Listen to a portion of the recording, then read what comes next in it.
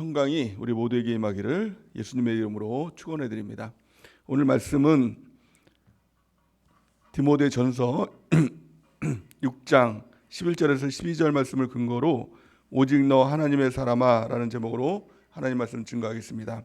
진리 안에 거하라 디모데 전후서 강의 19번째 시간입니다. 오늘 말씀을 보면 바울이 디모데를 향해서 오직 너 하나님의 사람아 라고 이렇게 칭호를 붙이는 것을 볼 수가 있습니다. 하나님의 사람아 라는 이 칭호는 구약 성경에서는 선지자들에게 사용했던 이 단어입니다. 그리고 신약 성경에서는 유일하게 나오는 구절이 바로 이 오늘 본문 말씀 디모데전서 6장 11절 이 말씀입니다.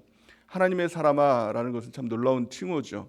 하나님께서 너는 나의 것이야, 나의 소유야 라고 칭해 주시는 것이 바로 하나님의 사람이라는 것입니다. 저 여러분들을 하나님께서는 하나님의 사람아 라고 이렇게 불러주시는 것입니다. 그것을 그리스도인이라고 이야기하는 것이죠. 그리스도인이라는 것은 단지 교회를 왔다 갔다 하는 사람을 이야기하고 있는 것이 아니라 거듭나고 하나님의 소유가 된 사람, 하나님께서 너는 내 거야, 내가 너를 낳았어 라고 말씀해 주시는 바로 저와 여러분인 줄 믿습니다. 참 놀라운 것입니다. 얼마 전에 책 중에서 대통령의 사람들이라는 책도 있었고 그런 다큐멘터리도 본 적이 있습니다. 대통령의 사람만 돼도 참 영광스럽고 그렇지 않습니까? 근데 하나님의 사람이라는 것은 너무나도 큰 영광인 것이죠. 하나님이 나를 소유 삼아 주셨다는 것, 우리는 하나님의 사람입니다. 그리스도인입니다. 이에 대한 자부심을 가지고 우리가 살아가는 귀한 은혜가 있길 바랍니다. 그러기에 하나님께서는 하나님의 사람을 책임져 주십니다. 대통령의 사람이라는 것은 참 대통령이 책임져 주는 그런 사람이죠. 그래서 때로는 좀 부족한 게 있어도 대통령의 사람이라면 대통령이 그를 끝까지 이렇게 책임져 주고 같이 가는 거 아닙니까? 우리가 하나님의 사람이라면 하나님께서 우리를 끝까지 책임져 줄 줄 믿습니다. 좀 부족하고 연약하고 우리가 우리를 볼 때는 어떻습니까? 참 나같이 연약한 사람, 나같이 부족한 사람, 하나님 왜 나를 구원해 주시고 왜 나를 쓰시려고 합니까? 맨날 이 고백만 하잖아요. 그럼에도 불구하고 하나님은 오직 너 하나님의 사람아 이렇게 우리를 칭호해 주시고 우리를 붙들어 주시고 우리를 책임져 주시고 우리를 끝까지 우리의 손을 놓지 않으시고 또 영원한 천국으로 인도해 줄 줄 믿습니다. 우리가 주님을 놓지 않으면 주님도 우리를 놓지 않습니다. 왜 구원을 받음에도 불구하고 낙망하고 그리고 또 구원에서 멀어지고 구원을 상실하게 되는 이유가 뭘까요? 하나님이 우리를 놓치셔서 그런 게 아니라 우리가 하나님을 놓기 때문에 그렇습니다. 하나님은 우리를 포기하지 않으십니다. 그 하나님을 붙들고 그 하나님을 쫓아가는 우리 모두가 되는 은혜가 넘치길 바랍니다. 오늘 말씀은 바울이 디모데에게 그러면 너 하나님의 사람으로서 어떻게 살아가야 할 것인지, 어떻게 하나님과의 관계를 맺을 것인지 그것에 대해서 분명하게 이야기하고 있습니다. 네 가지 동사를 통해서 이야기를 하고 있는데요. 가장 첫 번째는 피하라, 이게 가장 첫 번째라는 것입니다. 두 번째는 따르라, 또 세 번째는 싸우라, 또 네 번째는 취하라. 이것이 바로 그리스도인으로서 또 하나님의 사람으로서 우리가 마땅히 하나님을 따라갈 때 해야 할 이 모습인 줄 믿습니다. 가장 첫 번째는 먼저 피해야 할 것을 피해야 한다라고 이렇게 이야기하고 있는 것이죠. 피하다라는 이 헬라어는 퓨게라는 단어를 씁니다. 이 퓨게라는 단어는 두 가지 의미로 쓰이는데 소극적인 의미로 피하다라는 의미와 또 적극적인 의미로 피하다라는 의미를 쓰고 있는데 오늘 이 본문 말씀은 적극적인 의미에서 너는 피하라라고 이렇게 이야기하고 있는 것입니다. 모든 악으로부터 도망가라는 겁니다. 피하라는 것입니다. 맞서서 그것을 해결하겠다, 그것과 싸우겠다 이렇게 하지 말고 그냥 도망가라. 이게 가장 첫 번째라는 것입니다. 퓨게는 형제명령법이라고 쓰고 있습니다. 형제명령법이라는 것은 한번 단회적으로 피하라라는 이런 의미가 아니라 계속적인 의미를 가지고 있는 것입니다. 계속 피하라는 겁니다. 죄가 다가오면 피하라 이러는 것을 이야기하고 있는 것이죠. 디모데후서 2장 22절에 보니까 또한 너는 청년의 정욕을 피하고 주를 깨끗한 마음으로 부르는 자들과 함께 의와 믿음과 사랑과 화평을 따르라, 이렇게 이야기를 하고 있습니다. 청년의 정욕을 피하라는 것입니다. 이 정욕이라는 것은 육신의 정욕, 안목의 정욕, 이생의 자랑, 이런 것들이 있는 것이죠. 또한 삼정 삼욕이 있습니다. 인정, 감정, 애정, 성욕, 물질욕, 명예욕, 이런 것들로부터 피해야 된다라고 이야기를 합니다. 성경에 보면은 요셉이라는 사람이 하나님께 쓰임 받을 때 준비되는 과정에서 이 애굽 이 노예로 팔려갔지 않습니까? 근데 그 가운데 이 보디발의 아내가 유혹을 했을 때 어떻게 했습니까? 그걸 설득하고 이러면 안 된다고 이야기하고 뭐 이렇게 얘기했습니까? 아닙니다. 피했습니다. 피하면 됩니다. 피하면 됩니다. 그러면 우리의 정결함을 유지할 수 있는 것이죠. 또 하나님께서 쓰시는 귀한 사람으로 하나님께서 만들어 가시는 것입니다. 가장 첫 번째, 정욕을 피하는, 또 세상의 악을 피하는 우리 모두가 되는 은혜가 넘치길 바랍니다. 자, 두 번째는 따르라라고 이야기를 합니다. 무엇을 따라야 할까요? 오늘 본 말씀에 보니까 이렇게 말씀하고 있죠. 오직 너 하나님의 사람아, 이것을 피하고 의와 경건과 사랑과 믿음과 사랑과 인내와 온유를 따르며, 이렇게 이야기를 합니다. 경건, 믿음, 사랑, 인내, 온유, 이런 성품을 가지라라고 이야기하는 것이 아니라 이런 성품을 따르라, 이렇게 이야기를 하죠. 따르라는 것은 무엇입니까? 쫓아가라는 것입니다. 근데 이 성품을 가지신 분이 바로 예수 그리스도라는 겁니다. 우리는 예수 그리스도를 따라갈 때 의도, 경건도, 믿음도, 사랑도, 인내도, 온유도 그 주님의 것을 우리 가운데 주시는 것이죠. 이게 정가의 법칙입니다. 우리는 악밖에 없는데, 죄밖에 없는데 그 죄악을 우리 주님께서 가져가시고, 우리 주님께서 의로, 경건으로, 믿음으로, 사랑으로, 인내로, 온유로 우리 가운데 전가시켜 주신다는 것이죠. 우리가 주님을 따라가는 은혜가 있길 바랍니다. 예수님을 따르기 위해서 반드시 필요한 게 뭐죠? 자기를 부인하고, 나를 부인하고, 항상 내가 틀렸음을 고백하면서 주님 앞에 나가는 것입니다. 또 자기 십자가를 지고, 저희 십자가는 무엇입니까? 내가 죽는 데까지 가는 것이 십자가입니다. 죽기까지 가는 것이 십자가입니다. 여러분도 언제까지 예수님을 따르겠습니까? 언제까지 교회에 나오시겠습니까? 사람의 한계는 있거든요. 반드시 한계가 있습니다. 신앙생활에도 한계가 있습니다. 그래서 항상 떠나는 사람은, 주님 곁을 떠나는 사람들은, 또 교회를 떠나는 사람들은 항상 이런 말을 합니다. 내가 여기까지인가 봅니다. 여기까지가 한계예요. 근데 우리 주님께서 뭐라고 말씀하고 있죠? 십자가 지고 따라라. 죽기까지 따라라.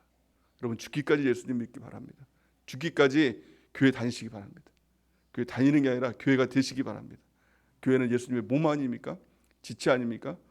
떨어지면, 잘려지면 죽는 존재입니다. 우리는요, 생명의 관계라는 것을 알고 내가 죽기까지 주님을 따라가겠습니다.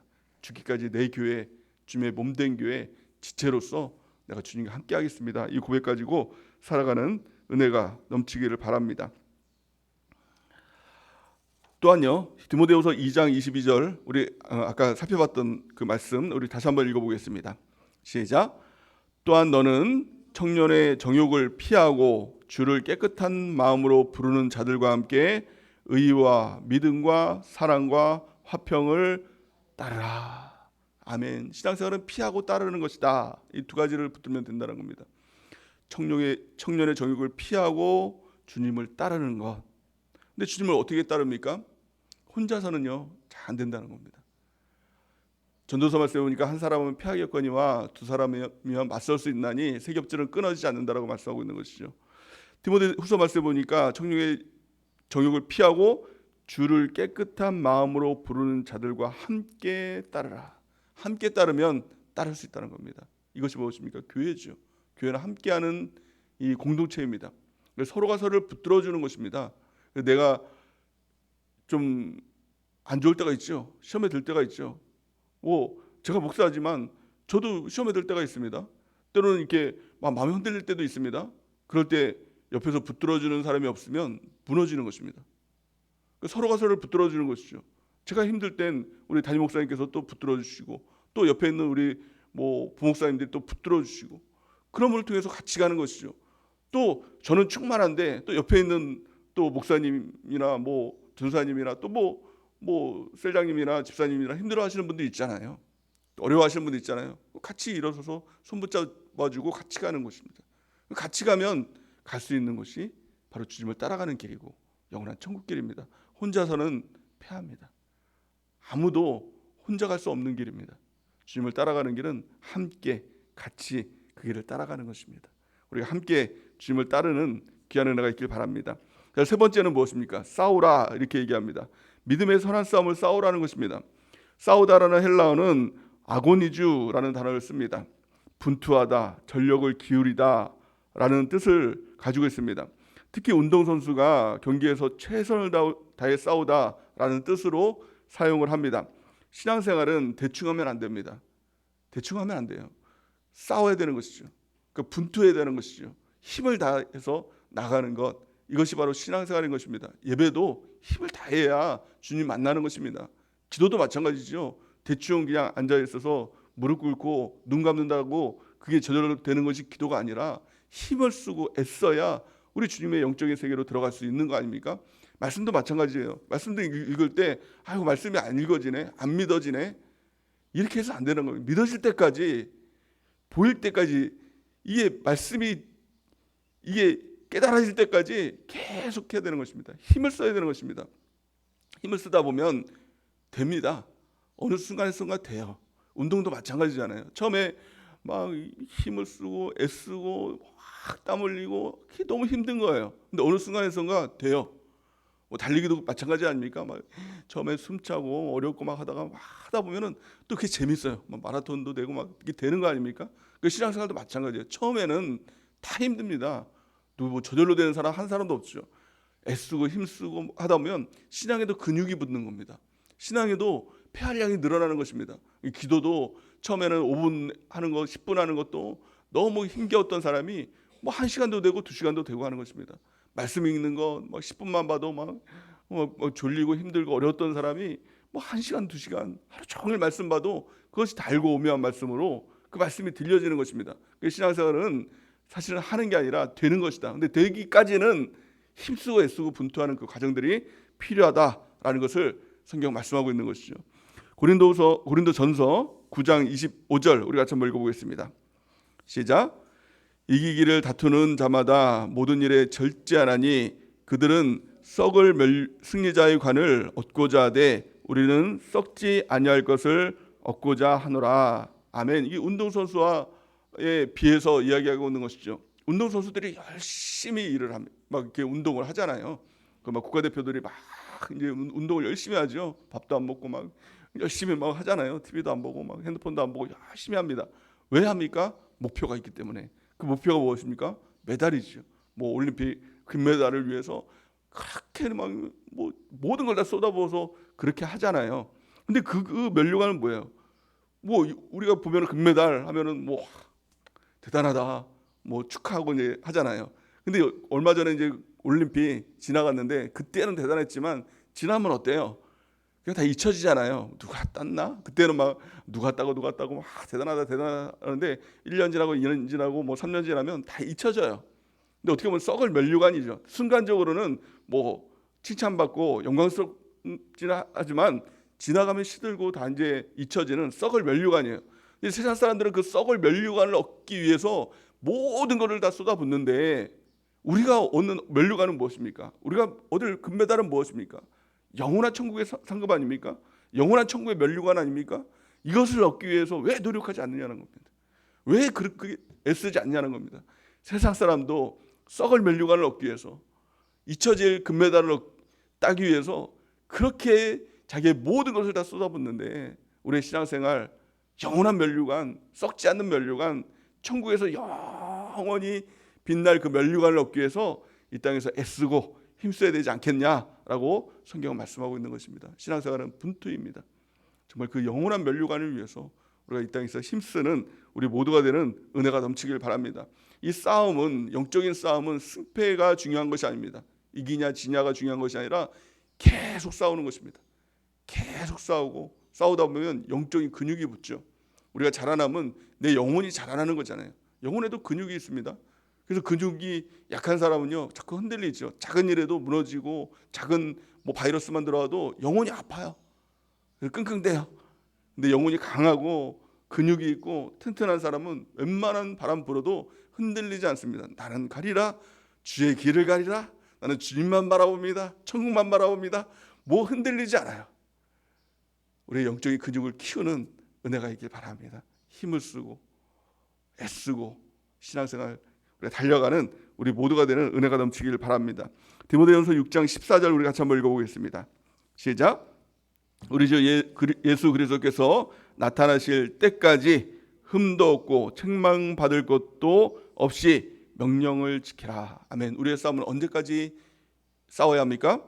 예수 그리스도께서 나타나실 때까지. 우리의 기준은 무엇입니까? 예수 그리스도의 장성한 분량까지. 흠도 없고 책망받을 것이 없는 그런 영혼이 되도록 우리가 이 땅에서 애쓰고 힘쓰고 또 회개하고 말씀 보고 기도하고 예배하고 전도하고 주를 위해서 힘쓰는 우리 모두가 되는 은혜가 넘치기를 바랍니다. 마지막 네 번째 하나님의 사람으로서 해야 할 동사, 그것은 취하라라는 단어입니다. 취하다라는 헬라어는 에필라부라고 이렇게 이야기를 합니다. 그 뜻을 보면 꽉 붙잡다, 강하게 붙잡다라는 단어입니다. 성경에 보면 베드로가 물가를 가다가 예수님을 이 물을 걷잖아요. 물을 걷는 사건들이 나오잖아요.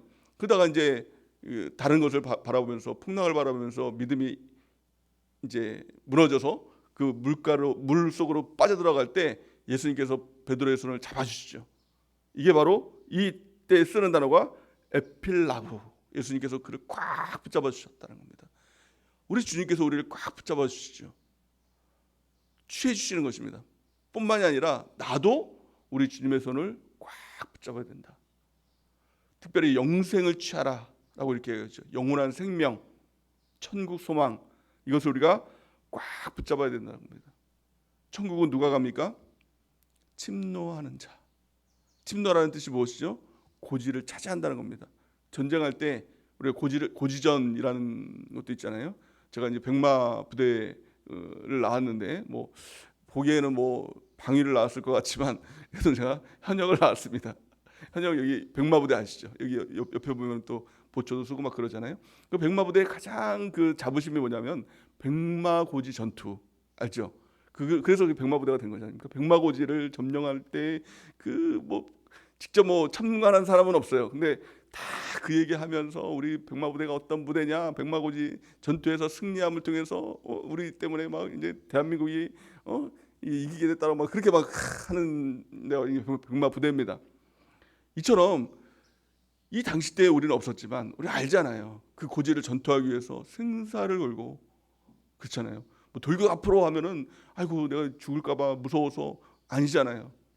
죽든지 살든지 달려가잖아요. 취하잖아요. 천국 어떻습니까? 이처럼 침노하는 것입니다. 정말 죽든지 살든지 그 내가 없겠다. 천국 아니면 나는 죽음이다. 그래야 천국이 우리의 소유가 된다라고 성경 말씀하는 것이죠. 이 말씀을 이제 세 번역으로 보면 이렇게 말씀합니다. 마태복음 11장 12절 우리 세 번역으로 같이 한번 읽어보겠습니다. 시작. 침례자 요한 때로부터 지금까지 하늘나라는 힘을 떨치고 있다.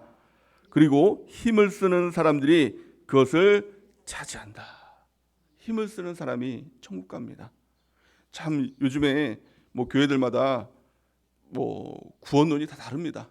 근데 보통 이제 제가 다른 교회 이제 목사님들 설교를 보면 깜짝 놀랄 때가 있습니다. 뭐라고 얘기하면 뭐 천국은 다 갔겠지만 뭐 이 땅에서 그래도 선한 영향력을 드러내며 살아가는 것이 뭐 그리스도인의 본분입니다. 이렇게 설교하는 분들이 있더라고요. 천국 당연히 갑니까? 우리는 다 마땅히 갑니까? 절대 그렇지 않아요. 성경은 천국 마땅히 간다라고 얘기하지 않습니다. 예수님께서 넌 좁은 문으로 들어가야 천국 간다 라고 얘기하죠. 천국은 침노하는 자, 힘쓰고 애써야 천국 간다라고 얘기합니다. 천국 당연히 가는 천국 절대 없습니다. 우리가 이 땅을 살아가면서 성경을 통해서 천국을 알고 천국을 실제할 때만 그것을 얻기를 원하는 것이죠. 왜 천국을 당연히 간다라고 얘기할까요? 천국이 당연히 그냥 상상 속입니다. 그냥 뭐 당연히 가는 어떤 뭐 내가 알지 못하는 어떤 세상 이렇게 얘기를 합니다. 실제는 뭐예요? 당장 눈에 보는 게 실제잖아요. 돈이 실제잖아요. 그러니까 교회도 하나님을 믿으면 이 돈을 얻는다, 이렇게 해야 실제가 보이니까 그렇게 하는 거죠. 근데 천국이 실제가 되면 보이는 거 사실 이게 중요하지 않습니다. 이 땅 별로 중요하지 않습니다. 아니 천국이 실제인데, 영원히 살 천국이 있는데 100년 살 이 땅이 중요합니까? 하나도 중요하지 않습니다. 그러니까 천국이 실제하는, 특별히 우리 주일 말씀을 통해서 천국에 대해서 말씀해 주셨잖아요. 실제하는 천국에 대해서 말씀해 주셨죠. 주일 말씀을 다시 들으면서 그것이 실감되길 바랍니다. 그 천국이 실감되면 신앙생활 자체가 틀려집니다. 진짜 신앙생활이 됩니다. 진짜 이유와 목적을 알게 되고 진짜 본질이 무엇인지 본질대로 살아가는 주의 백성이 된다는 것입니다. 우리가 그 영생을 취하는, 영원한 천국을 취하는 우리 모두가 되는 은혜가 넘치길 바랍니다. 우리는 하나님의 사람입니다. 하나님의 사람으로서 피해야 할 것 피해야 합니다. 두 번째, 따라야 할 것 따라야 합니다. 예수님을 따라가는, 내 자기를 부인하고 자기 십자가를 지고 예수님을 따라가는 은혜가 있길 바랍니다. 믿음의 싸움을 싸워야 됩니다. 힘써서 싸워야 됩니다. 또 영생을 취해야 됩니다. 영원한 천국 바라보면서, 예수님 바라보면서 영생을 취하는, 영원한 천국을 취하는 우리 모두가 되는 은혜가 넘치기를 예수님의 이름으로 간절히 축원해 드립니다. 이제 우리 하나님께 기도하는